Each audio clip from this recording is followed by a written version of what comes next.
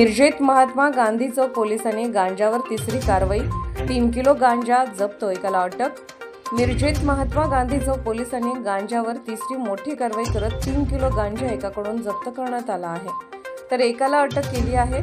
विशाल भारत देवखुळे वय 37 राहणार चांद कॉलनी मिरज असे अटक केलेल्या व्यक्तीचे नाव आहे।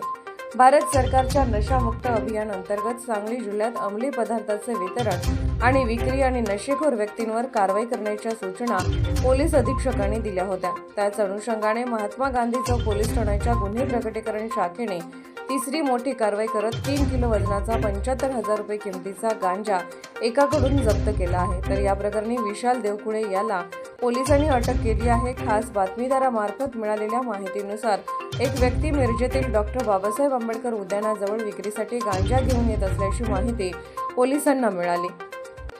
पोलिसांनी सापळा रचून विशाल देवखुळे याला ताब्यात घेतले व त्याची तपासणी केली असता त्याच्याकडे 3 किलो गांजा मिळून आला। फेब्रुवारी ते मार्च महिन्याच्या दरम्यान महात्मा गांधी चौक पोलिसांनी आतापर्यंत 3 मोठ्या कारवाया करत तब्बल 7 किलो गांजा पकडण्यात आला। सदरचा गांजा हा विशाल देवखुळे हा मिरज शहरात परिसरात किरकोळ स्वरूपात विक्री व वितरण करत असल्याचे निष्पन्न झाले आहे।